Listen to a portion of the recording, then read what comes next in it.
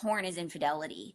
Just because it's not a woman physically in your bed doesn't mean it's not infidelity. And it's so easy for me to say now, but it took me a long time to give myself permission to say that. For a while, I was like, oh, it's not real. And it's not real betrayal because it's not a physical woman, but it is still real betrayal. And I want everyone listening to understand that it is still very, very, very real betrayal. Like I would never.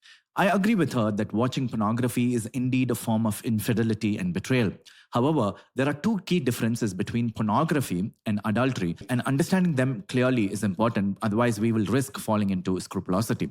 First, pornography is spiritual and emotional betrayal. It happens in the heart and imagination, where desire turns toward fantasy instead of the real person you love. Now, adultery, on the other hand, is a physical and covenantal betrayal. It takes that inner unfaithfulness and expresses it through a false physical union, breaking the sacred promise of exclusivity. It's like the difference between forging someone's signature and stealing their identity completely. Second, they differ in moral weight. Both are serious sins. But adultery is always a mortal sin, since it's an act of intrinsic evil that directly violates the marital covenant.